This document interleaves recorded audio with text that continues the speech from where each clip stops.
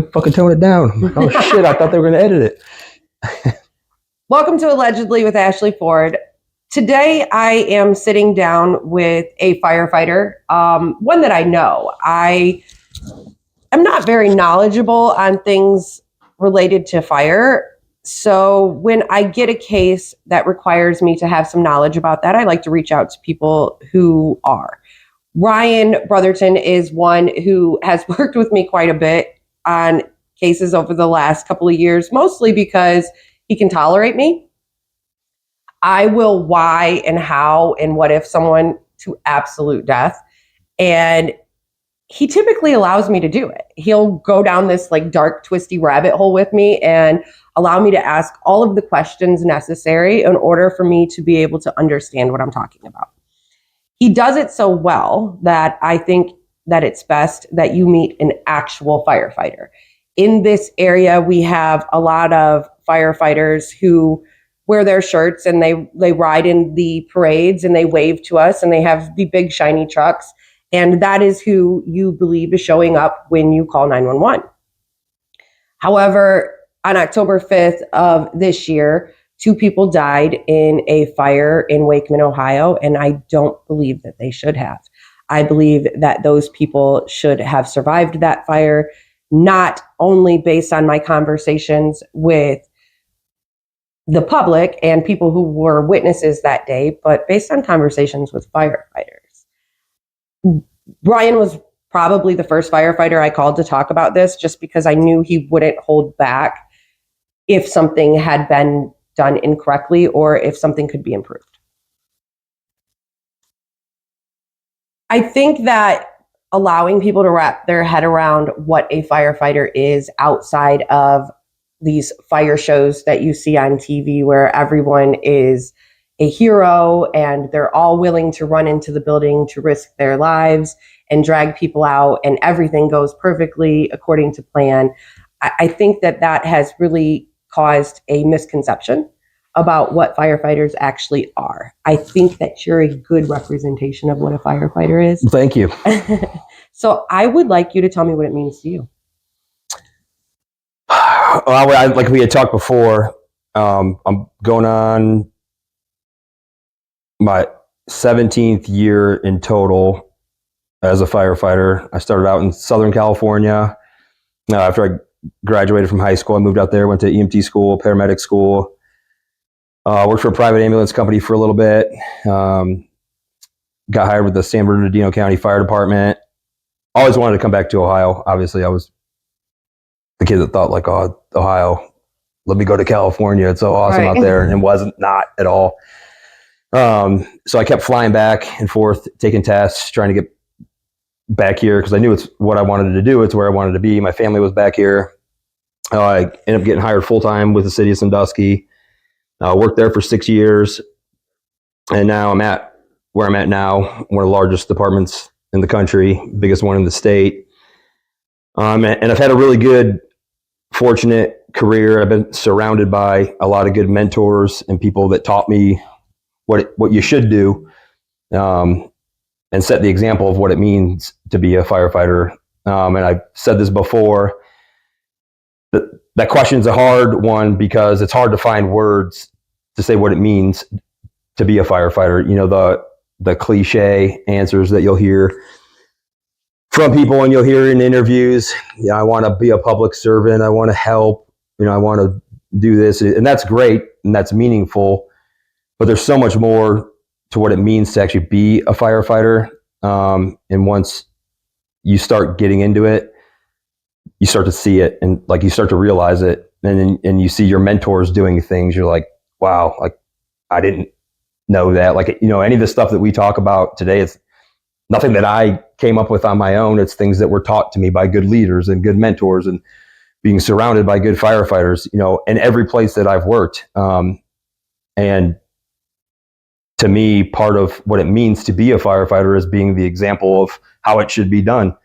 And kudos to all the guys that I have worked with and that I do work with that listen to this, because you guys are the example and a prime example of what it means to be a firefighter. What is the number one goal of a firefighter when they arrive at a fire? Well, if you go by the book, which I'm not going to, there's two things that are the most important: extinguish the fire and search and rescue, and not necessarily in that order. It doesn't matter. We get to fires all the time. The truck that I've been fortunate enough to ride on, we don't have any water. Well, we have 2.5 gallon water cans. That's it. So essentially no water. No water. Right. I mean, you could throw a wrench through a window, but it's not going to do anything. Right. And that's never, not because I made these decisions on my own, but the guys that have mentored me, that have put me in this position to where I can do what I do. I watched them from day one. There's no waiting on water, waiting on an engine, waiting on anybody else to get there. You get there, the air brake's set, you jump off the truck and you go to work. If you can't get in because the heat or the whatever, you find another way in.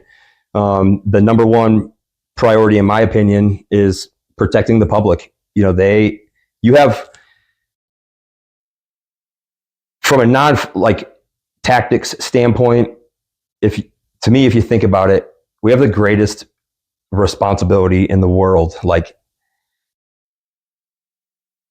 people trust you with their lives, with their property, and at any point you have the ability to make a decision, and that decision could either mean that somebody inside that house or that car they're stuck in, or the water that they're drowning in, or whatever. The decisions you make, you get to that fork in the road, you turn left, and they have a successful outcome, and they live the rest of their lives with their family, with their friends.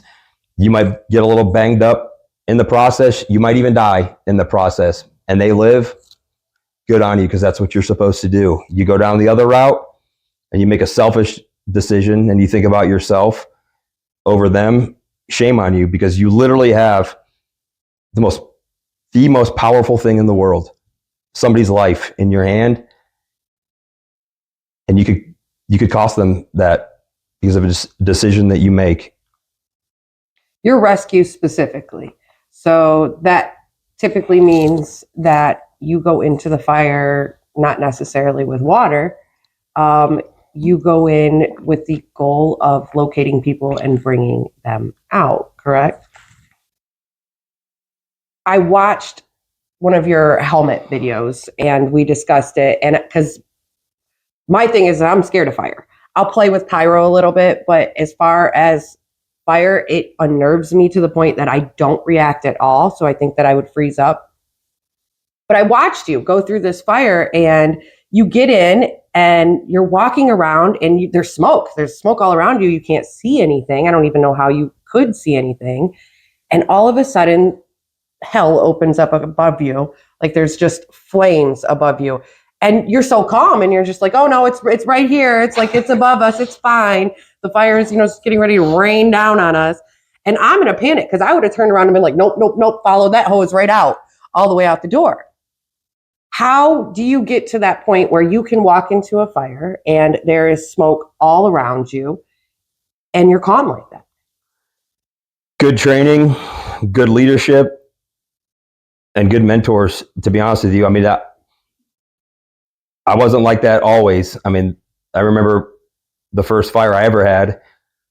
My captain came to me afterwards and he said, what color was the house and how many stories was it? And I was like, good question. I was so tunnel visioned.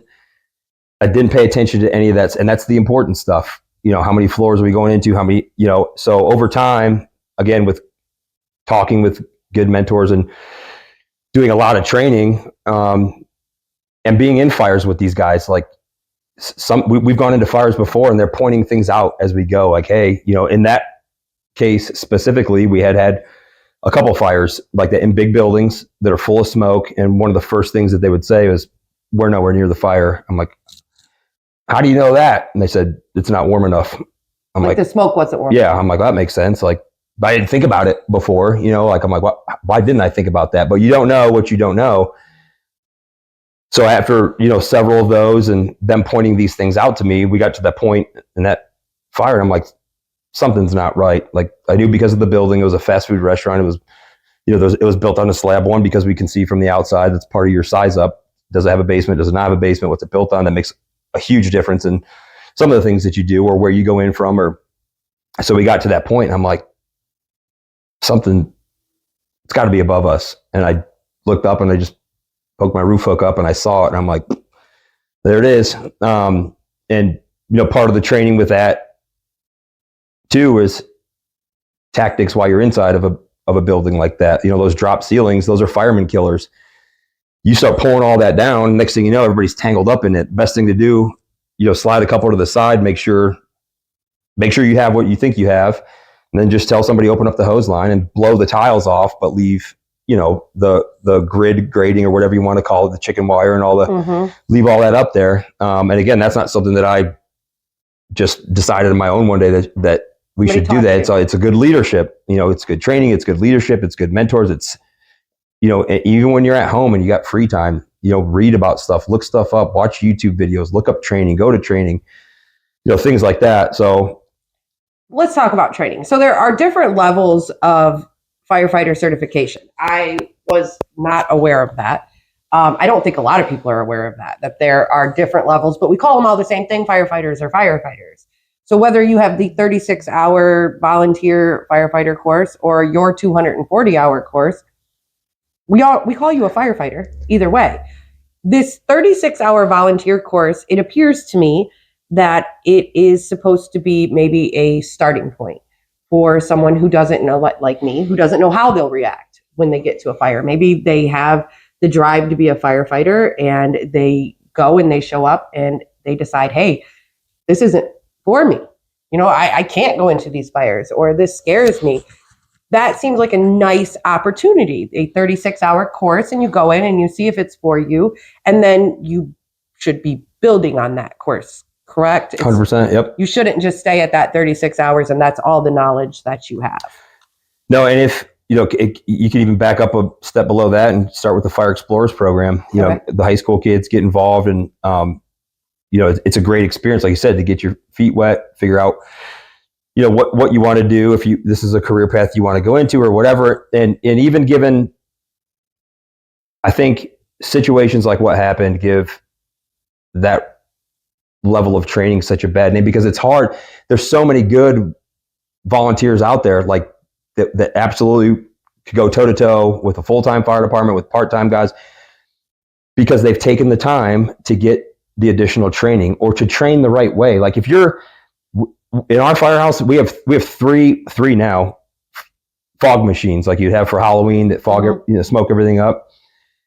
And we train with those all the time. Like if you're training and you're just sitting around and you're talking about something, which is fine, tabletop discussion is really important. But the first time you experience that uncomfortable situation shouldn't be on a real emergency run.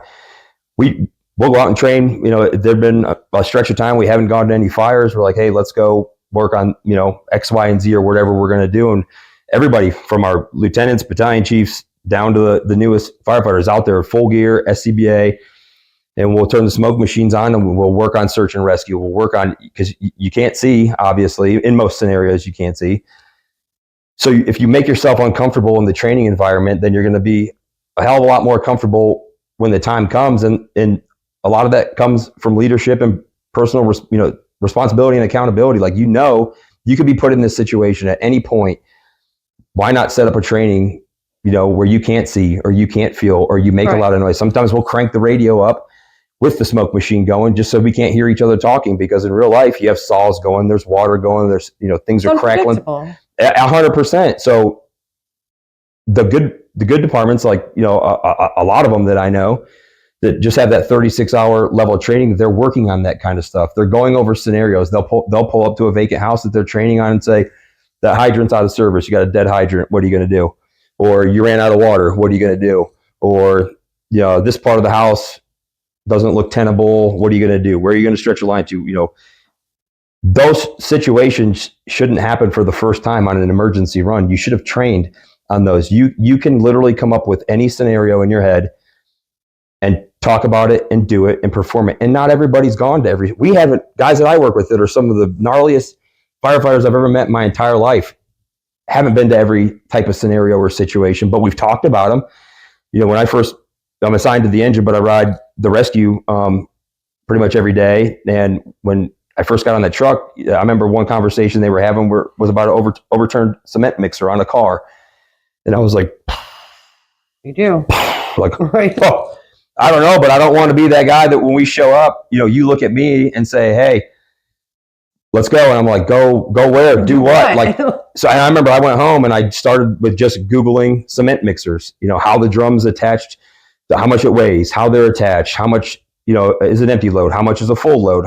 So if you're in a leadership position in any organization, whether it's 36, 240, whatever full-time, the bare minimum doesn't have to be the bare minimum, especially when people's lives are on the line. Like these things should have been trained on over and over and over and over. Even if you talked about it, hey, that hydrant's dead. What are we going to do? Where's the second engine coming from? They're going to relay pump into me, and I'm going to use their water. Or a draft from a pool. Yeah, a river, a pond, a pool, a lake, wherever. How difficult is that? Not difficult if you train on it. If you don't train on it, good luck. You can't figure it out on your own.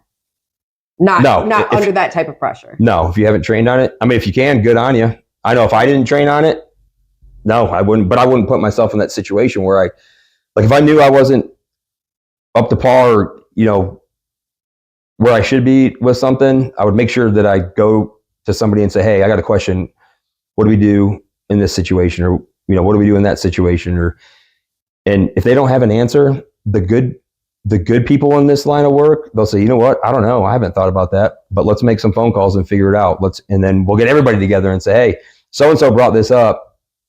This is what we came up with. You guys got any ideas? You got any, it's a constant. That's why you answer my questions like you do all the time. That's why. So if I'm rambling, just stop me. No, that's why you answer my questions like I do. So last year I had this insane off the wall question that I had to ask a firefighter. And of course I call you because you usually don't judge me. I called and I was like, hey, can you burn a body in a barrel? And you immediately were like, well, let's talk about the conditions here. You can have this and X, Y, Z. And if this does this, it affects it. I'm like, that is the answer I was looking for. I wasn't looking for yes or no. Yeah. I was looking for, yes, you can do it this way or this way. And these things will affect it. You answer the questions because someone's answered yours. Someone has taught you how to train other people. And not everybody has that. Not everybody has that ability or that skill. Sometimes I think it's something that maybe you're just born with, the ability to be able to teach other people. However, in some of these circumstances that we're looking at specifically with this Wakeman fire, initially, I know that everybody was very upset because people died. And we expect firefighters to know exactly what they're doing because they are firefighters. However, what happens if a firefighter shows up and they're in gear that doesn't belong to them? How safe is that? Not safe at all. That's why, starting with the NFPA, there's specific criteria. You have to be fitted for it, for one, because everybody's body is different.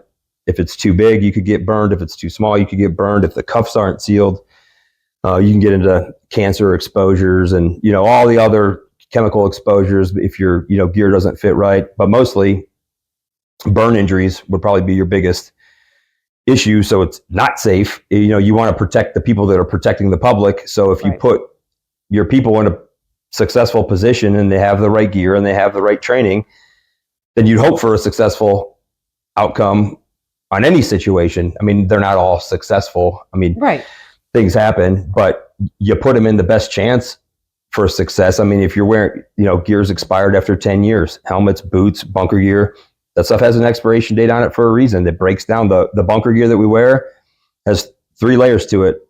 There's a moisture barrier, a vapor barrier, and an outer shell, thermal barrier. The outer shell kind of protects you, like you can wear, you shouldn't, but you could take your liners out and just wear your outer shell and it kind of protect you from cuts and cut injuries. But they go through an annual test, at least where I'm at. They do check the moisture barrier to make sure things aren't penetrating the thermal barriers. And if those are expired, the Kevlar and the materials that they use to make this gear starts to degrade. And that's why it has a shelf life.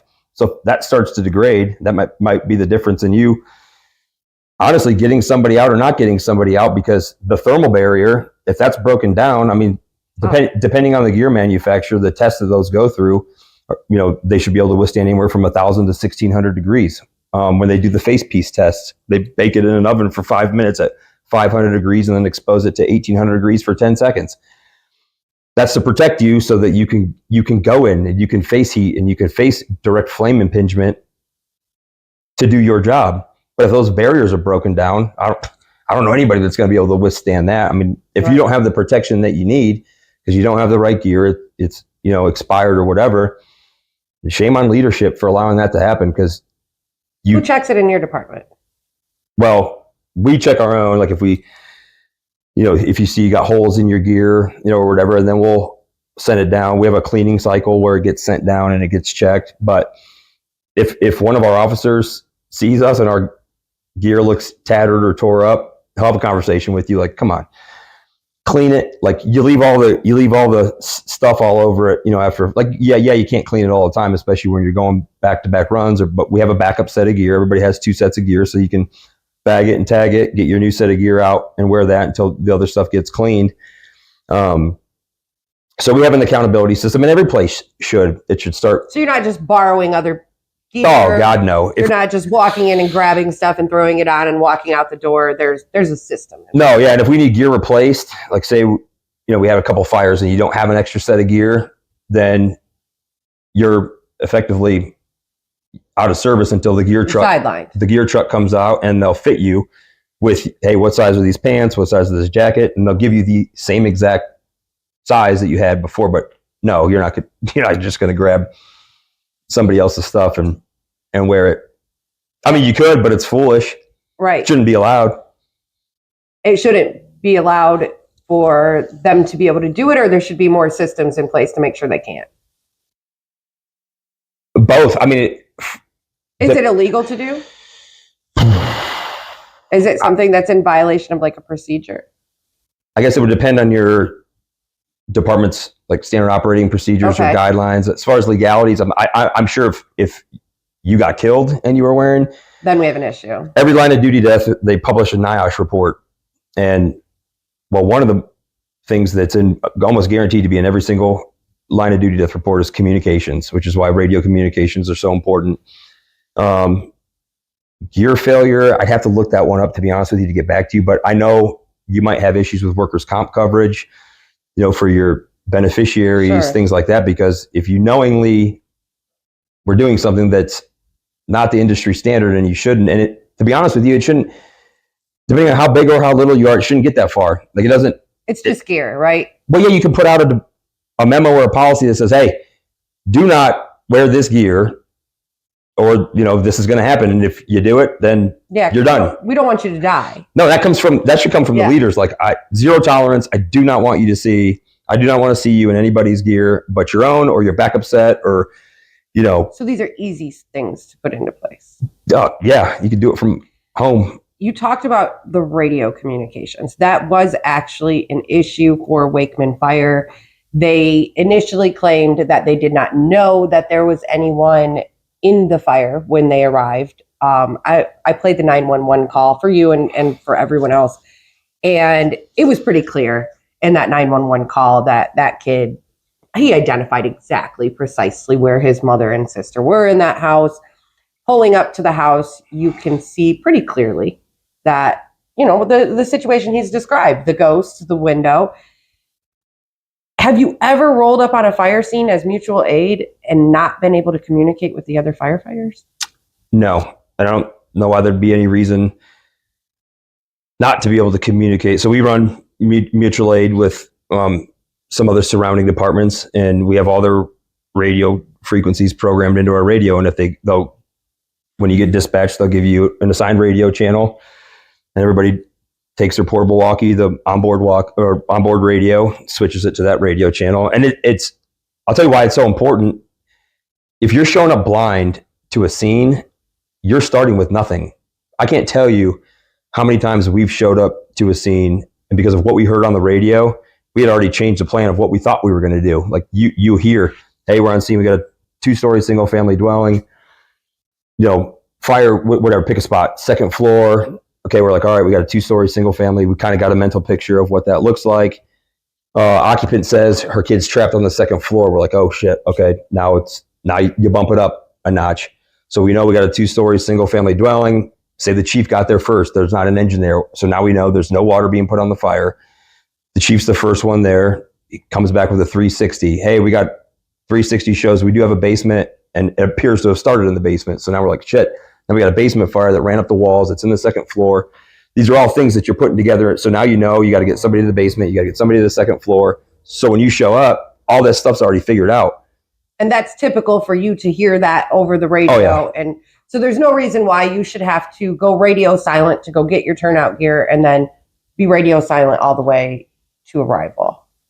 No, I can't think of why anybody would want that. And like I said, nobody knows everything. If there's a good explanation for it, or that's a good, somebody speak out and tell us what it is, because maybe we'll all use. Right. But I can't think of any reason at all why you would isolate yourselves, especially from mutual aid departments. Like, you needed them, you called them. Well, yeah, and it could be an auto accident. Hey, we have 3 people pinned in a car, or a bus accident, or whatever it is. When you get there, you know, okay, we got a bus. We're going to have to use this type of equipment because, the other equipment that we use on cars won't support the weight of a bus or a heavy vehicle. So now we know exactly what cabinet we're going into when we get there to get whatever gear off, whatever equipment off, kind of what we're going to do. Plan. 100% before you even get there, versus getting there and saying, okay, now let's figure out our plan. Let's talk about Wakeman Fire. You arrive. It's a 1-story. It is not on a slab. It does have a basement underneath it. It is not fully involved, because you and I have discussed what fully involved means. You've shown me videos of what a fully involved fire looks like. And we know that the Wakeman fire could not possibly have been fully involved because the room that the people were found in was untouched by fire. So not fully involved. You arrive to a fire. You know there are 2 people trapped inside. You have no water. And let's just say your truck's a few minutes out. You arrive by yourself. What do you do? First, figure out whoever on the scene can identify where they're at, and that's where I'm going. No questions asked. The VES technique, some people call it VEIS. Seems like in the fire service, you'll get something established, and then somebody wants to add another letter in here, vent enter search, vent enter isolate search, whatever. So it's a well taught. It's been around for a while. You have a known victim in a known spot. First of all, a known victim, known spot. Everything else is off the table. It doesn't matter to me, and I can say this because I've done it. My lieutenant I know has done it, and several other guys I know. I've gone into a fire before, showing up to work early in my gym shorts and a hoodie, because somebody out in the street said his friend was in there. Like, you have a duty to act. I show up to that fire, and somebody tells me there's somebody in that window right there. That's where I'm going. Unless there's an absolute inferno and it's blow torching out, and it would make absolutely no sense whatsoever.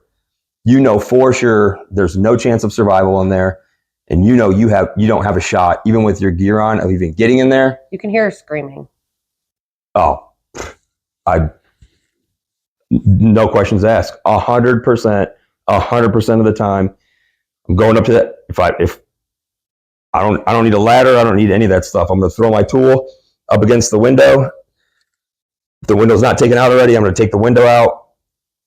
I'm going to go in, I'm going to get them, and I'm going to get them out. So when you go in there, one of the techniques that's taught to help the victim and to help you find the door. If the bedroom door's open or whatever, you shut it, to kind of cut off they call it the flow path, and it has these fancy terms for stuff now. But it gives you protection.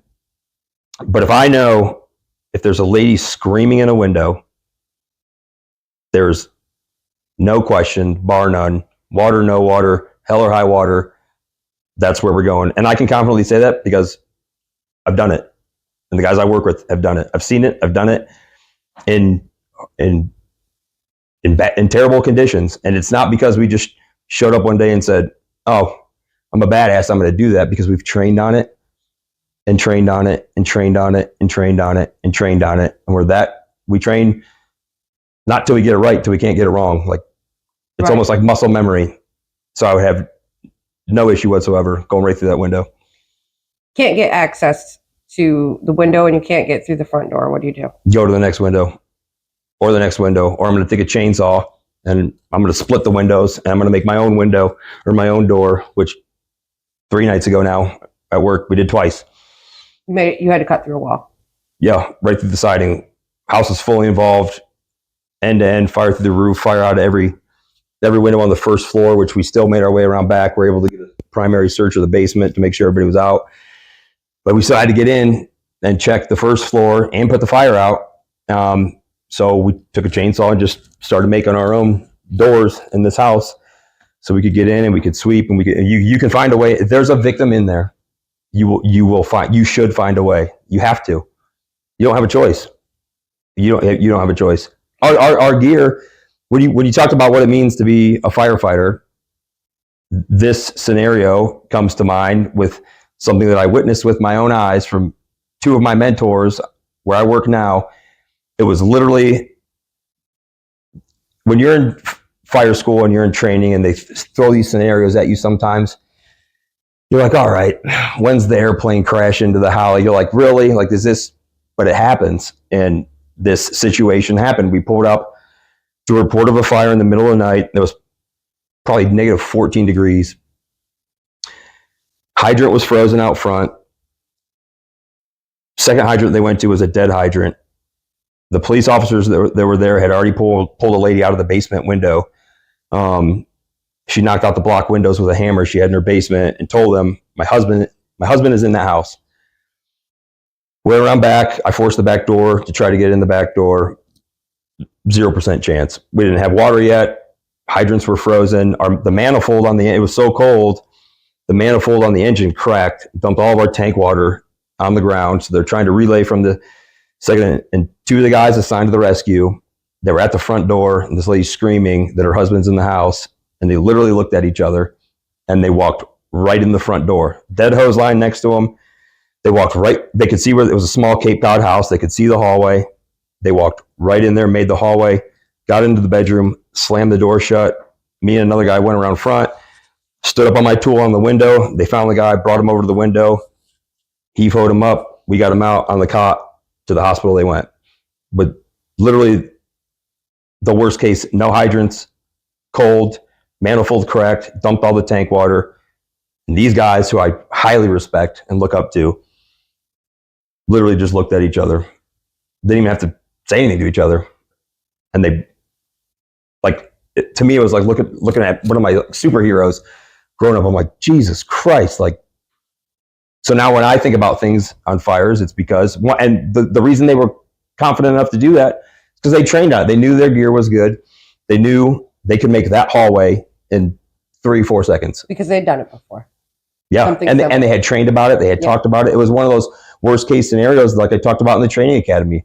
This happens, this happens, this happens. And you're like, okay, well, what else is going to happen?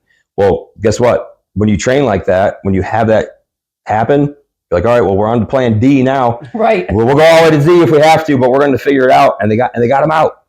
Yeah, I think that it's important to understand what the leadership role should look like at a fire. So in this case, the leadership command was Sean Eschen. Sean Eschen is the assistant fire chief for Wakeman, but where this is becoming concerning is he is the trainer and the instructor for the fire EMT program at Ehope. So I would have expected, I guess, based on that, some type of heroics that day. He's training people that are becoming firefighters. 240 certified. Yes, to get 240 certified. He should be an expert in the material. So you would expect if you show up at a scene like that, this guy, he's going to be able to pull some tricks out of his hat. I mean, he's been through these fires. He's training firefighters on it. In what world does the commanding officer not know that there's somebody inside? With somebody screaming? Yeah. I don't know how you couldn't know. And I you get get the 911 call, right? So you get and I'm towed assuming out. dispatch said, hey, there's people trapped. People's trapped inside. Everybody agrees that we're arriving for an entrapment. What do you do as a commanding firefighter? If you're there first by yourself, yeah, you go in. What if you didn't show up in your turnout gear? When do you not show up in your turnout gear? Never. Have you ever seen your fire chief not show up in his turnout gear?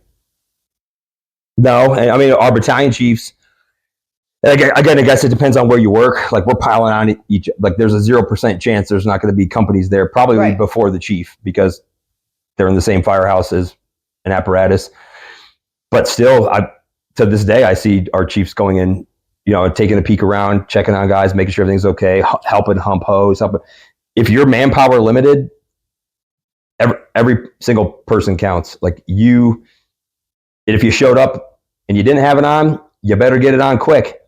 Right. Because every person, I mean, some areas aren't fortunate like us and some of the other big cities around the department where you have, multiple engines, multiple ladders coming at one time and you're all there at the same time fighting to get in because you want to work, because you want to get, like, you want to do the good thing.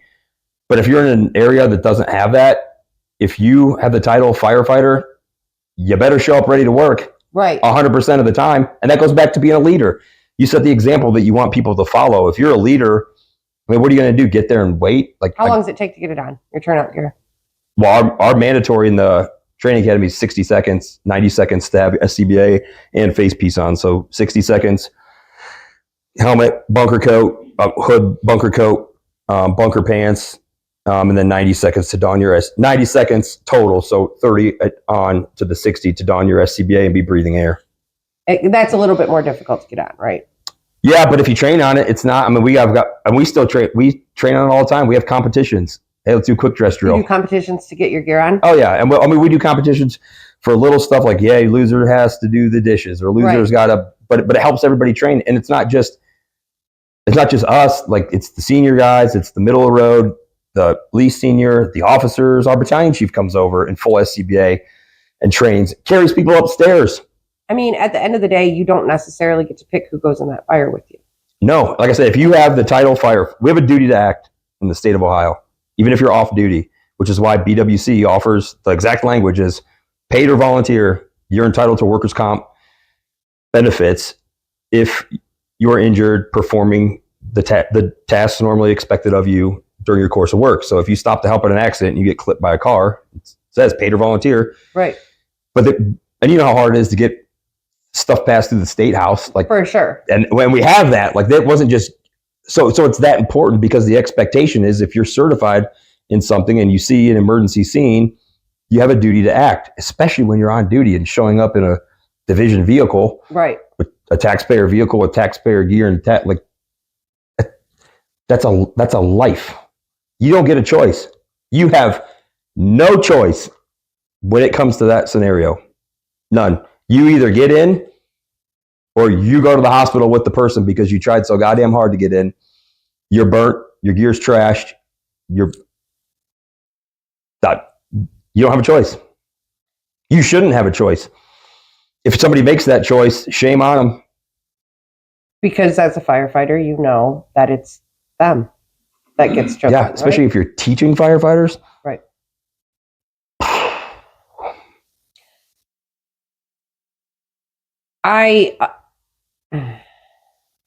My concern here with Wakeman is we can't do anything about what's already happened.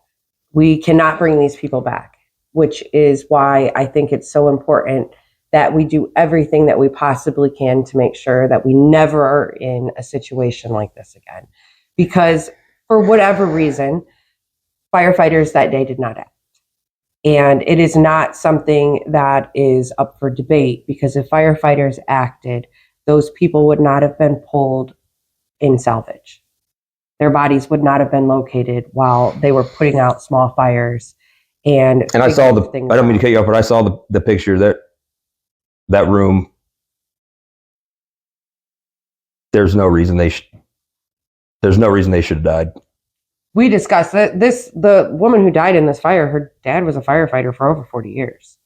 She appeared to have done everything correctly. She sealed off the door. It looked like she had wet blankets over everything. She got to the room. She got the kid out. She had the kid call 911, gave very clear instructions for where she was. And she waited under this window with her daughter while she was screaming. She did all of the right things that day. You and I looked at this photo of this room. I've actually seen it in person, but the outlets aren't melted. The walls are not streaked. And these are like oak paneled walls, the old fashioned oak paneled walls, not the plastic kind that might not burn. These in every other area of the house that we looked at were damn near ash. But in this room, they weren't. They weren't like that. We know that these two people lived in that fire for nearly an hour while first responders were on scene. I think that we probably have a lot of firefighters who went home feeling defeated and like they didn't do enough. And to some degree, that's true. But if we're looking for solutions and we are looking at this not necessarily to place blame on what did or didn't happen that day, but how to avoid it ever happening in the future, I think we have to go back to who called the shots. 100%. I think a good comparison would be, not to compare it to like sports or whatever, but if the Detroit Lions, losing organization, fired the head coach, fired everybody, brought in MCDC, they might make a Super Bowl run this year. So a catastrophic failure at the operational level, to me, requires new leadership. And there's no doubt in my mind, there's plenty of incredibly awesome volunteers, Milan, Berlin Heights, probably Wakeman, wherever around. But one, if you don't know what you don't know because your leadership failed you, it's not your fault.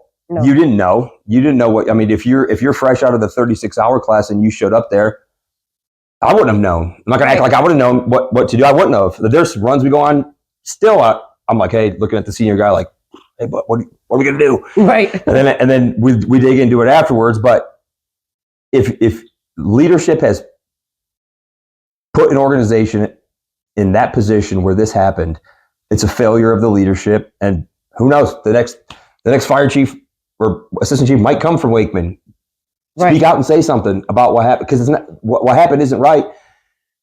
And you gotta hit the reset switch, and you gotta start over at the top, and you gotta have people that have accountability, that are willing to train, that are making phone calls to get vacant houses, that are putting you in situations where you can't use a hydrant, or you have to train on all these scenarios all the time. I don't care if it's once a month, whenever you do it, even if you sit down for that training and you pull up pictures of house fires on Google Images. Okay, give me a rundown. What are you going to do? What are your thoughts? You give me a rundown. What are your thoughts? What are you going to do? We do that all the time. Right. All the time. And that's easy. You could do it at home. If whoever was calling the shots refused to let anybody make an attempt, you got to start over. I agree. I mean, I don't want to necessarily put the deaths of these two people on any one person, but at the end of the day, they died. And there were first responders there. And when we talk about first responders, I mean, firefighters have to be the most palpable, right? You guys show up only to help. You're not coming up to arrest anybody. Nobody's coming for a domestic dispute. There's not, you're not doing any child support or child custody exchanges. You guys show up to help. I know that to some degree, like I give you a hard time sometimes about it, just because it's fun to harass you a little bit about it. But when someone decides to be a firefighter, I'm of the opinion that that's a special kind of person. You guys are built differently than at least you should be. You're built differently than the rest of us, because I'm not going into a fire. If my personal child is not in that fire, I don't know that I can. I would hope that I could. I would hope that I would have that kind of courage to go into a fire. But I know realistically, I am a logistics person, and you don't have to necessarily go into that fire to be able to save people. I think that some of those calls could be made from the outside, because like you said, you don't have to breach the fire if you cut a hole in the wall. You don't have to reach the fire if you're reaching through and grabbing people out. There are some things here that are concerning to me because they appear to be things that are deep-rooted training issues and perhaps, like you're saying, leadership issues. And if we don't correct that, we're going into fire season. And I'm not necessarily just concerned with the public. I'm concerned, like always, with my first responders. I'm concerned about my firefighters that are going in there. First of all, pay them. I don't know why the hell we're not paying firefighters to I agree. pay the damn firefighters. We shouldn't have volunteer firefighter departments, okay? That we should be paying all of the firefighters to show up, to be able to do this job, because it sucks and nobody else wants to do it. It's a special kind of person. We need to pay them. But my concern is the safety of these firefighters. How many firefighters are going to get killed in a fire before nobody wants to be a firefighter anymore? Oh. How many firefighters are going to die walking into fires, trying to save someone with gear that is either out of date or doesn't fit them, or training that they never got? Because, you know, I've talked to some of these guys, and I'm of the opinion that they're not getting the training that they're supposed to be getting, that they don't have the gear that they're supposed to have. I know that you have a personal friend who did not make it out of a fire. And that is something that I think haunts other firefighters, when someone like that they know, and another person that's going with them into these types of things, they don't make it out. I think that we need to assess this situation on a broad spectrum, not just the public who are at risk here, and they very clearly are at risk here. Dangerously at risk here. We have firefighters who... They can get punched out on a fire right now while we're sitting here talking, and the same thing could happen. And the same thing could happen because they don't know any better. They didn't learn anything at that fire. Look. They didn't sit down after that fire and say, look, what did we do wrong here? What happened? How did this go wrong? How could we make it better? And I know that they didn't do that because the family attempted to meet with the fire department and some of those guys who were first responders in a meeting, and it didn't go well. It went very poorly. I know that you and I discussed your firehouse is public space. It's open. I can come and knock on the door and say, hey, I want to come around and see how you guys are living today. And you have to let me in. Yep. You have to let me in, and you have to let me walk around and see things. You were talking about how things go wrong at fires. They're unpredictable. And unfortunately, no matter how hard you try, you can't save everybody. That's just a reality. But I guess I have to know you personally, how you respond when someone comes up and they're not happy with your service that day. They're not happy with what they think that you should have done differently. Yeah, so I'll actually tell you one of the things that... So I had a buddy that's a full-time fireman in Indiana, sent me a message the other day, and it was a link to the Chronicle Telegram. And he said, hey, this is around you, right? Because I had seen the article about the fire, and I hadn't heard anything else. And I was like, yeah, it is. And he said, please tell me this is a fucking joke. And I was like, what? So I clicked on the link, and I read it, and I was sickened. And I've talked to lots of people about this. Like, this is the first time I've ever done this to address an issue. That's how big of a deal it is. A lot of people that I talk to that are mentors that work from the West Coast all the way here in Ohio, and nobody has ever seen a situation where the disrespect to a family member that had just lost, it is horrifying. The lack of professionalism, and I take it back to leadership. If you don't have discipline, we have people come to the firehouse all the time and ring the doorbell. You were at my mom's house the other day. You were here. You were there. Mad as could be. We tell them, come on in. Let's talk. I get it. Let's talk. We'll sit down and we'll talk. We'll answer whatever questions we can. If it gets into HIPAA and all that other stuff, we'll say, look, we can't get into any of that, but let me put you in contact with somebody you could talk to, and we'll give them, the PIO's phone number, or if they want a copy of a fire report or an EMS run or whatever, we'll make sure they get whatever they need. And we've been screamed at. We've had stations with, one of our stations on the west side pulled 4 or 5 people out of a fire and got a rock in remarkable time, by the way. Incredible work. Threw a rock through the firehouse window because they weren't happy. And the guys didn't go canvassing the neighborhood trying to, like, when somebody's going through the grieving process, before I go there, I'll finish answering your question. We address them with respect and dignity, because at the end of the day, if you think about it, we work for them. Yeah. You cannot, I don't care who they are, where they come from, or what their status is. You can't treat people like that, especially somebody that's going through the grieving process. And we have interactions with the public all the time, and they're not always great. It's not always nice to hear the stuff they're saying at you. It's really not. Right. But you're a professional. This isn't a bar fight. You are a professional firefighter, whether you're paid or volunteer. And if a family member that lost 2 people, especially a child, literally the greatest gift anybody could ever ask for is a child. They lost that. If they have questions, they better get answers. Somebody better answer them. And if you don't have an answer, you better let them know. I don't know. This is who I am for the division. Here's my contact information. Call me anytime. I will get you answers. When I read that article, as a citizen that lives in Norwalk, even though where I work, it's a long commute, and a professional in this career space, I was sickened. It's absolutely unacceptable. The man lost a child, and the mother of the child. Like, train on the grieving process. Right.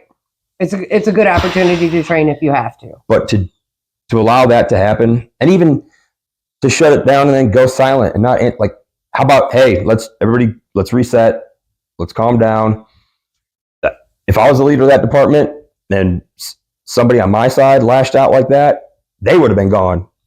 We would have finished, answered whatever questions they had, but you're done, and we'll deal with that later. Right. I'm not going to allow this to happen. Well, and they still don't have answers. No, they still don't have any. And, whether or not they'll get them is something that I think is an issue right now. I think that people forget. I say this about police officers a lot, but it's true for firefighters too.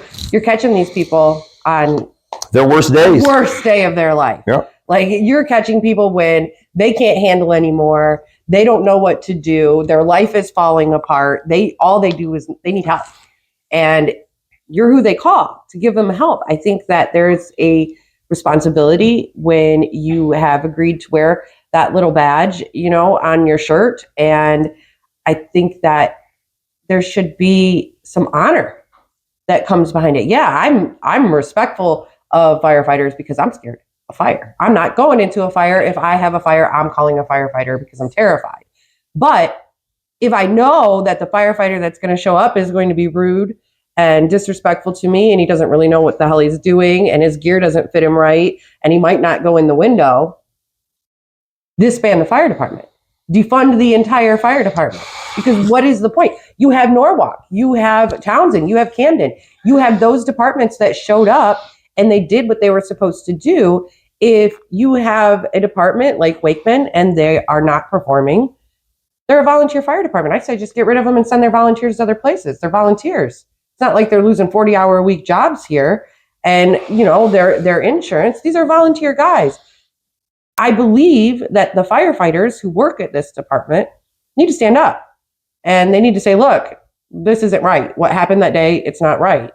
And I'm sure that they have to cross a line to be able to do that. But it's worth it. But it's worth it.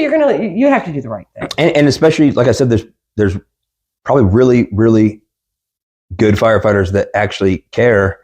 And if they're being put in a position out of whatever it is, to not, maybe they've asked to train on stuff and they were told no. Hey, can we go over this? No, just dust it off. Like, you could turn that place into a really, really good department with the right leadership. Right. But you got, like, and you're right, like Norwalk right down the street. They could have been there. And I'll tell you what, I have twin 5-year-old boys, and when they're with me, I sleep good at night at home, knowing if something something happens at my house, there's some gnarly dudes screaming down the street. Yeah, there's some beasts that are going to handle business. And I say that with confidence because I've seen, like, just being in the fire service, there's been times where I've seen the fire truck fly by, and still at this age, I'm like, oh, like, let's go. I'm going to go follow the fire truck. And I've watched them perform. When I worked in Sandusky, we trained with them. Like, they get it. For sure. Every single one of them. That, like, you're set. Citizens of Norwalk, sleep well. Oh yeah, there's some beasts on that. 100%. Oh my gosh, there's some beasts. And when the training stuff, like, if there's ego involved or whatever, like, why? There's no reason that these other departments that are looking to train or need to train shouldn't be calling those guys like, hey, we got a vacant house. Can you guys come teach some of us on ventilation or search and rescue? Or, like, if ego's preventing that, that's another problem. Like, there's an unlimited amount of opportunity to train. And I just find it hard to believe that anybody was in this position with no answers, lots of questions, no answers of what happened.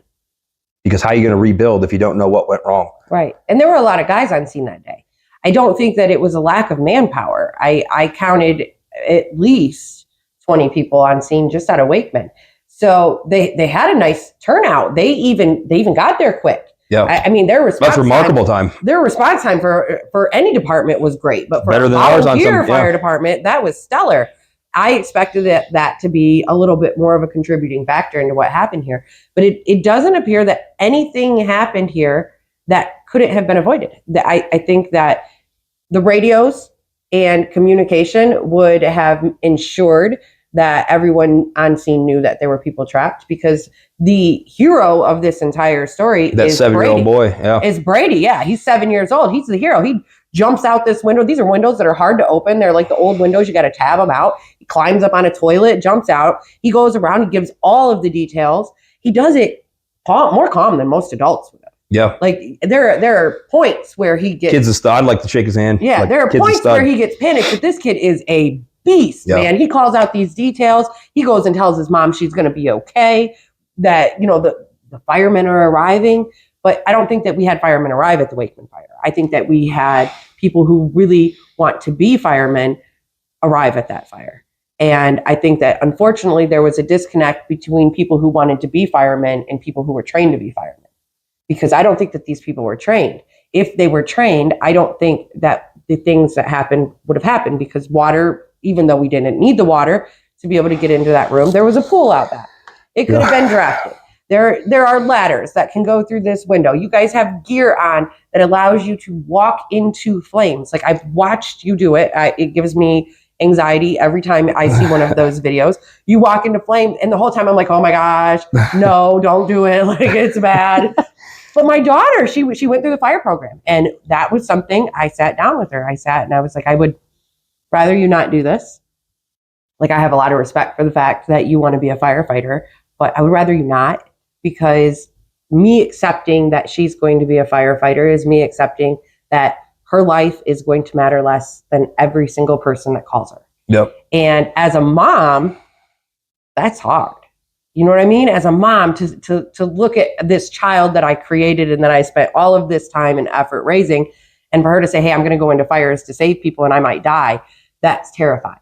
But I sat her down and I said, look, you understand, you go into that fire, it's not about you anymore.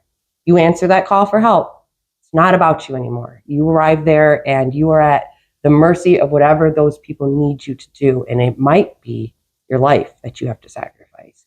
And, she's pretty bold and sassy. And she was like, yeah, I know. And I was like, okay. Good for her. As long as you know. Yeah, good for her and good for you. Right. As long as you know, because, I don't want you to do it. And I still don't want her to do it. I still have directed her away from it selfishly, 100% selfishly, just because my mom heart doesn't want to see my child run into this fire. Right. And I know the person I raised. Yeah. I know that she will.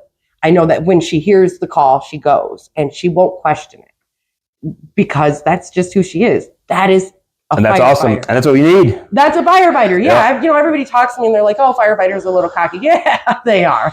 Firefighters are a little bit cocky, but I mean, to be fair, you guys are superheroes. You walk through fire. So let's be a little cocky about it. It's all right. I don't mind. But I need you to be cocky and show up and go into the damn fire. Yep. I need you to be cocky and go up and pull the people out of the fire. I will have the parade for you. We will do all of the extra, all of the attention that needs to be had. We'll do that. But it's going to require people who understand I'm going to be a firefighter. And the moment I decide to do that, I decide that my life matters less than everyone else around me. Yep. And the day that you lose that, like I said, I have twin 5-year-old boys, and I know every day that I go to work, I may never see them again. And when I'm at work, I don't make decisions with them on my mind, with me on my mind. I make decisions based off of what's in front of us and what needs done. And the day that that changes, I'll retire or quit. The day that I go to work and I start making decisions, but my kids are at home, this one looks bad, I'll be done. And anybody that's listening or anybody in this line of work should follow the same, like I said, because that's what the public deserves. That's what you're there for. And if you don't want to do it, great. If you try it and it's not for you, great. Nobody's making you. Just leave. One of the coolest things I've ever heard from a training standpoint, when we have people quit all the time, the academy, I'm sure every academy, no matter where you are, does. And I respect the people for doing that, because if it's not for you, I respect it. Yeah. You're walking away. This isn't for me.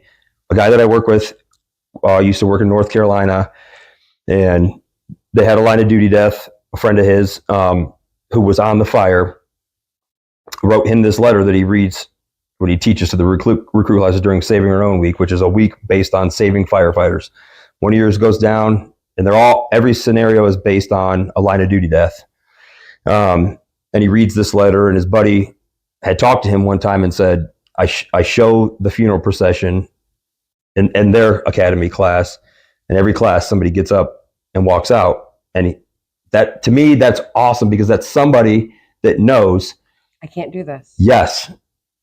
And that guy that died, who they're watching the funeral for, gave his life for somebody else. And that person that stood up and walked out said, I can't do that. I respect that. Oh, for sure. Because if you don't do that, you're right. I respect that. Because I've said, look, I'm fearless for the most part. I'm not really afraid of anything. Most people see me and they're like, oh, she's not scared of shit. I'm scared of fire. Okay. I'm scared of fire.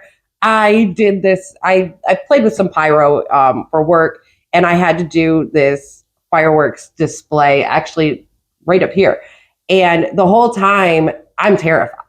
I was like, I'm done. I was like, never again. Don't ask me to do that ever again. I did exactly what I promised I would do, but don't ever ask again, because I just realized I'm scared of fire.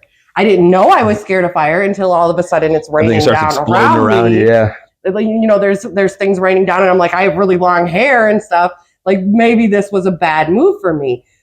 But I think that we need to be able to recognize that. And that's something that should be leadership too.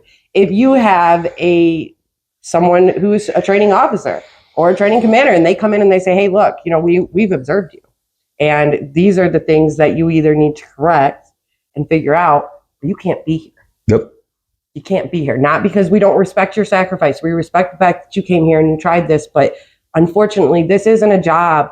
A firefighter isn't a job that everybody can come and say, hey, I want to be a firefighter and I'm going to be one. Yep. It's just not a reality. Yep. Because you have people that are going to show up, and like I said, you're gung-ho until you walk into hell, until all of a sudden hell opens up above you, and it was just, some smoke in that room. Yeah. I can see how people would be scared, because I told you I'd have grabbed that hose and been like, nope, all the way out. I saw hell open up above and I was gone. I was like, it's not supposed to be up there. But that's something that it's coming into training. And I'll give you a good example of a volunteer fire department that I have so much respect for, and it's because they have a great chief that's a great leader. This guy called us and said, hey, my guys need trained on Saving Our Own, which is down firefighter. So we were like, all right, cool. We're more than happy to come out and do it. And he was, we'll come out there and we'll do it. So a couple of us went out there, and it was absolutely impressive. This volunteer, guys that were 65 years old, bailing out of windows on rope. Everybody was participating in training. If you're having a training and there's people sitting around that are critiquing you or this is that. Well, they're probably useless anyways because they're not doing it because one, they don't know how, they don't want to be exposed, they think they're better than it, which you're not. Like you make mistakes in training and that's when you learn. Like to this day I make mistakes in training. Like, well, I look like a dipshit, but I'm okay saying that. Like it happens because you have to know that you're going to make mistakes. So we went out there and we did this class, and I forget how much time went by, but he called my buddy that knew him, which is who set us up there, and they had a firefighter that a fire, and he walked in and he fell through the floor, trapped in the basement, and they used one of the techniques that we taught them, and they got him out the basement window, and he was fine. But he said, absent that, they hadn't done that much training on it, and good on them for doing it. Good on them for reaching out to have somebody come do it and not thinking that, we have to keep everything in-house. We know everything. You don't. Nobody does. It's impossible. And it paid off. Yeah. They saved one of their own guys out of a basement. Well, and, those are the things that the training is for. I'm just concerned here. I'm concerned that these firefighters aren't safe. I'm concerned that the people calling these firefighters are not safe. And I think that it is a fairly easy fix. I think that the fix here is getting some leadership in this department, getting some training schedules going on in this department. I did request, by the way, Chief, I requested the training schedules, which are already prepared documents. They're something that you should be able to hand over readily well over a week ago. I expect those by tomorrow afternoon, sir. I'll stop in and pick them up myself. Because what I want to see is if you are actually, in fact, training these guys. I am under the impression that you are not. I am under the impression that their gear doesn't fit and that they borrow it and that this is the worst version of a cowboy department that I've ever seen. I'm fine if you want to be a cowboy and swing through the window and save the people. Be that kind of cowboy. I don't think that we should be the kind of cowboys that risk people's lives because we don't bother to understand what we're doing. If I can sit down and understand a little bit about fire, and Ryan can sit here and explain to all of these people what fire is and what these problems are, they're easily identifiable. If we can identify them, we can fix them. There's no reason for us to continue to suffer like this. There's no reason for this to be a big problem. Maybe I'm wrong, but winter is usually when you see fires, right? Yeah. You see fires because you have Christmas lights and people trying to heat their houses and extension cords, wood burners. Right. People leaving crock pots on and all different types of things. This is the time that we need to address it. We needed to address it in October. I don't think that it was properly addressed because I think that they were embarrassed. Across the board, the firefighters that arrived, the mutual aid firefighters, the leadership there, I think that they were embarrassed, and that's okay. I think that that's a starting point. And it's okay to say, it's okay. It's a starting point to say I'm embarrassed. I didn't do what I was supposed to do. I wish I could have done it better. Teach me how. People will respect that. Heck yeah, people will respect that. You're still a superhero. You showed up. You showed up to the fire when most other people wouldn't. But it has to be okay to be able to say, I don't know how to do that, or we were never taught those things. If we can't do that, then we can't get better. I think that this closing ranks on this family and this department, everybody, being quiet and we're not answering questions, that's the wrong move. It's not going to stop questions from being asked. It's not going to make you any better. I don't think that this needs to be necessarily this witch hunt.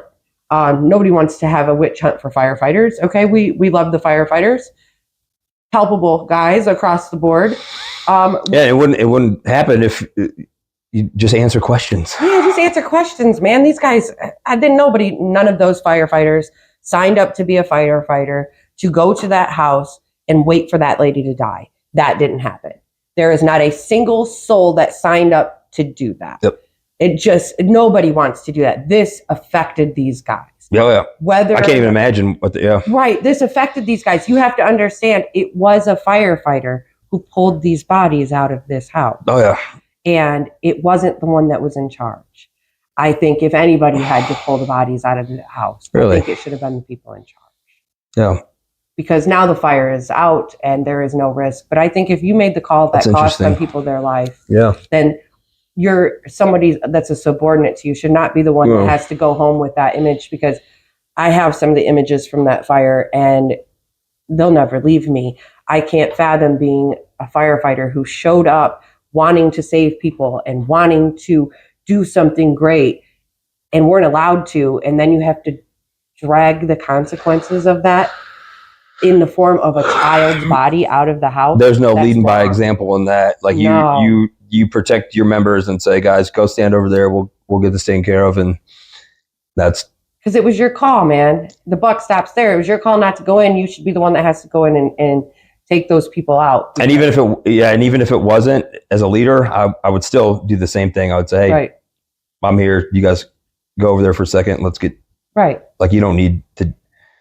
You're right. It's tough. Yeah. I mean, that stuff's never easy for anybody. I mean, it's horrific. And I know we talked about the 7-year-old earlier. Kudos to that mom too.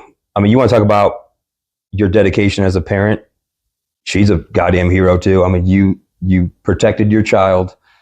That it could make me cry. Like she died with her child. Like she did. She got one out and didn't leave the other one. That's the most honorable thing that you could do. For sure.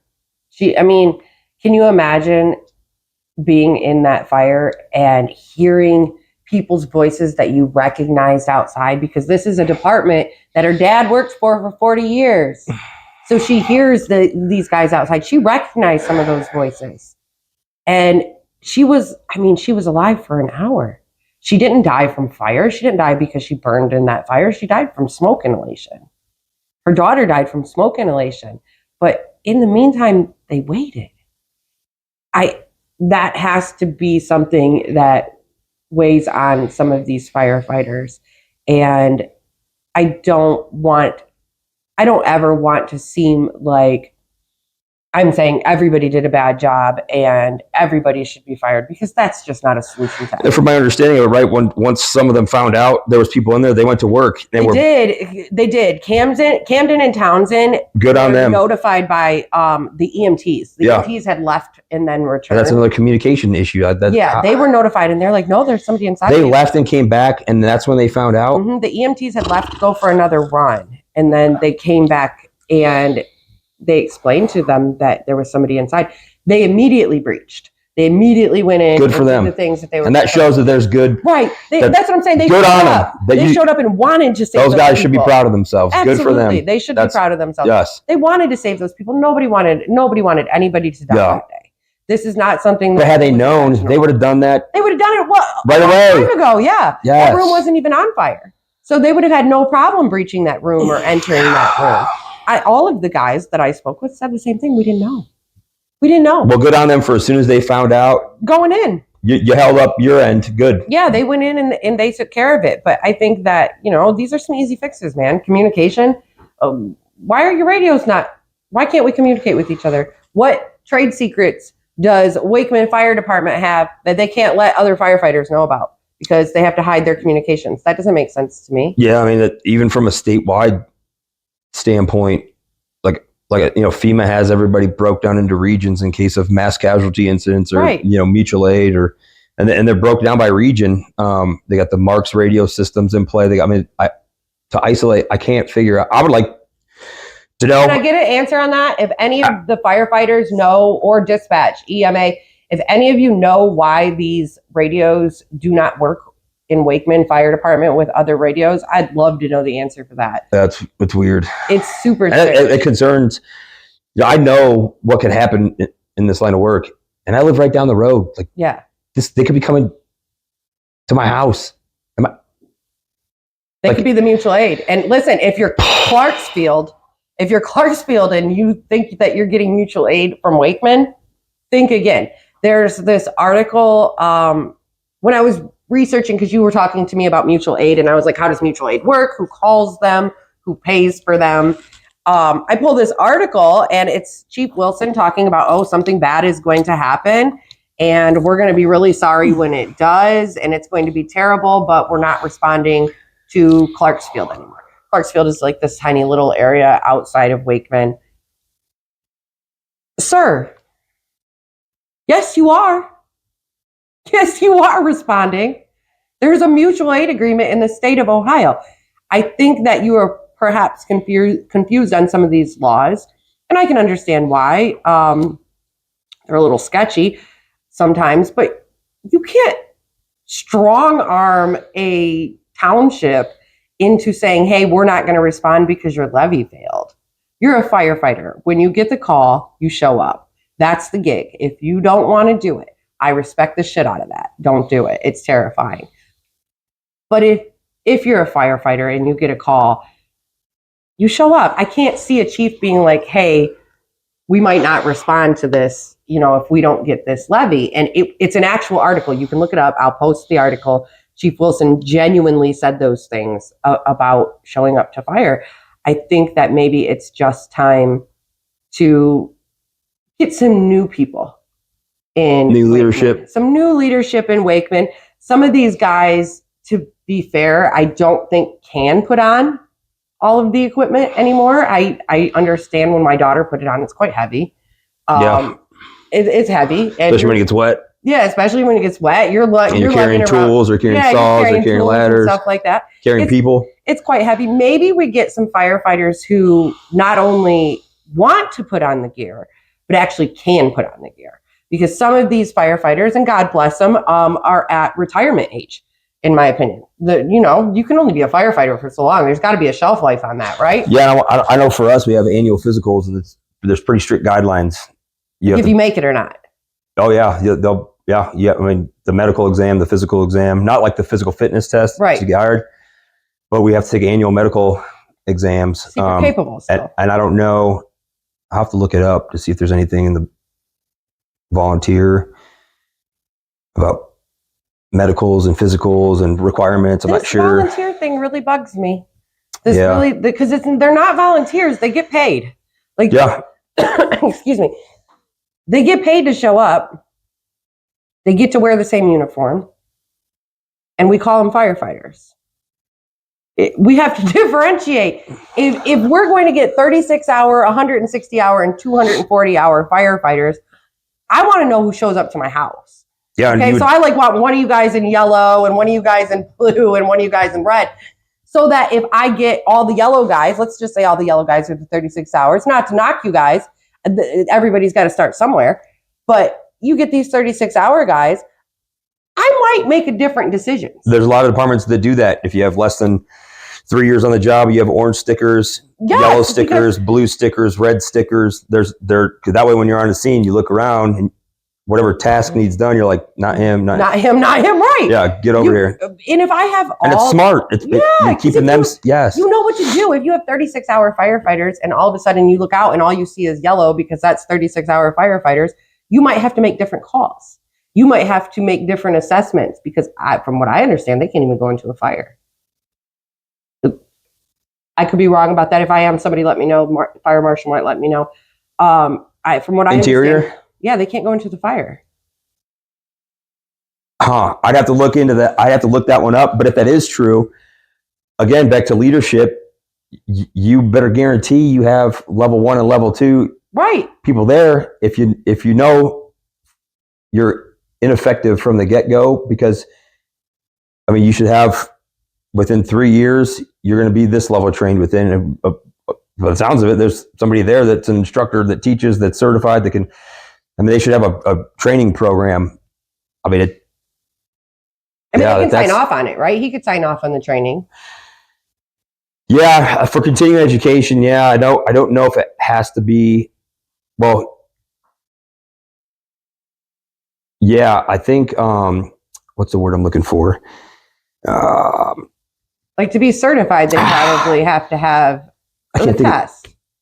Yeah. But I can't think of the. He can do training. He does training at EHOVI. Okay, Sean Ashton is he's the. Yeah, it has to be ran through. Like I took like if you take classes through whatever company, but it's like sanctioned from like Bowling Green or whatever. That's what I was looking for. But yeah, if there's that connection's there, it would be seamless. You would think. Right. I don't understand why they couldn't do it. I don't know. I think it's a sad day for the public, and it's a sad day for firefighters. I don't think that anybody won that day. I don't think that anybody came out, with the exception of Brady. I don't think that anyone came out of that fire looking very heroish. Oh, and he has to live the rest of his life remembering that. And he does, and at some point, I need people to understand that he's going to want answers.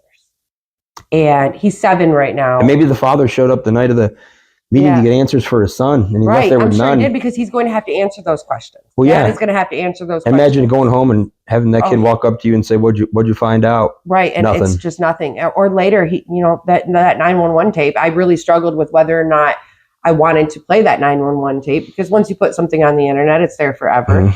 And in 5 years, if he looks me up, he's going to be able to find it and listen to it a lot easier than he would if he had to go request the reports and get them himself. But I think you needed to do that to let people realize the magnitude of what happened. And the people that, like you hit on it a few times, the people that live there, I mean, some of these people might be your friends and your family that are involved in this.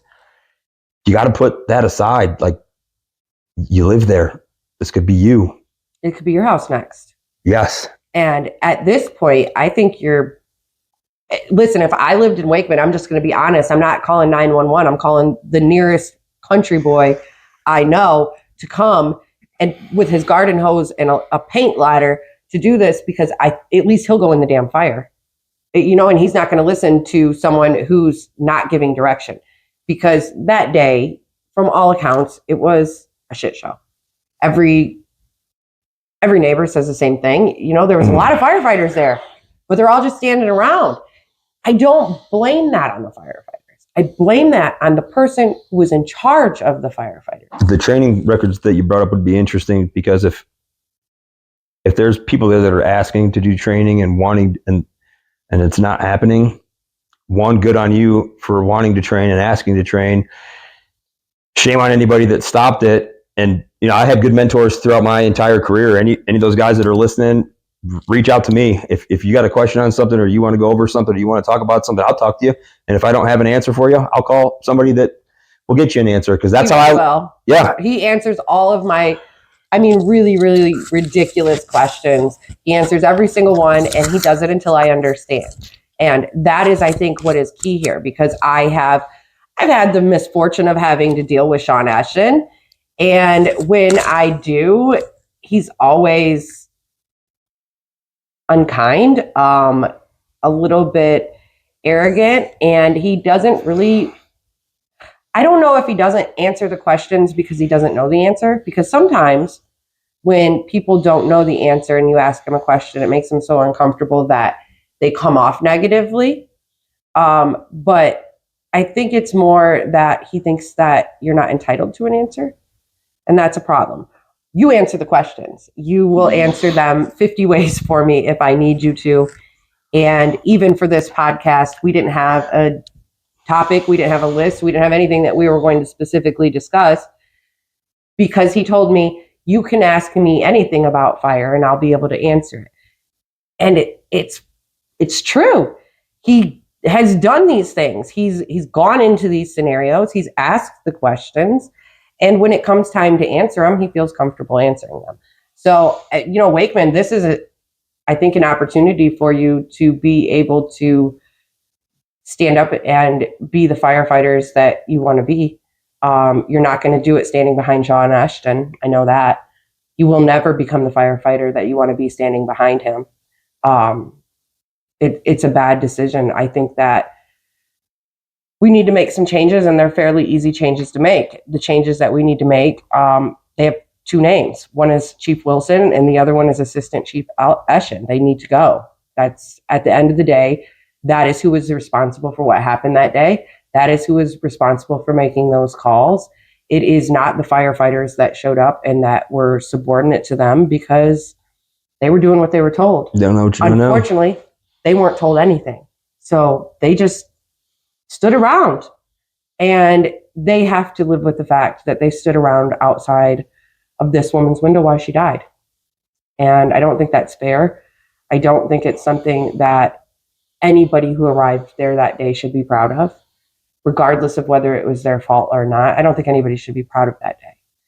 I think that we should all recognize that it was horrible and it was wrong, and we did the wrong things and we made the wrong choices, and that is perfectly okay to accept.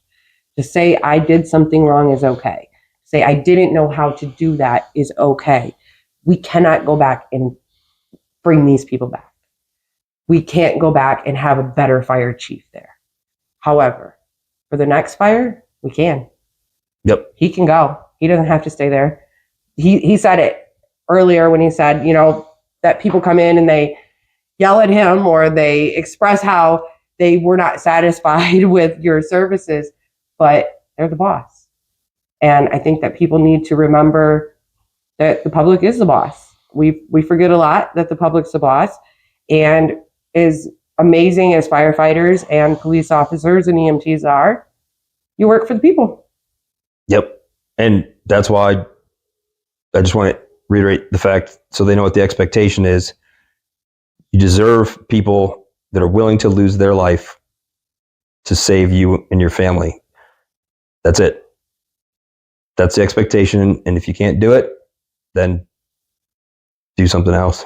I mean, you could be a police officer instead if you'd like, I guess. Yeah, I tell you what, we have our back and forth with them all the time in a fun way. I say the same thing. I'm like, man, I hear a gunshot. I'm like, oh. Right. And I go running away. I'm like, Jesus.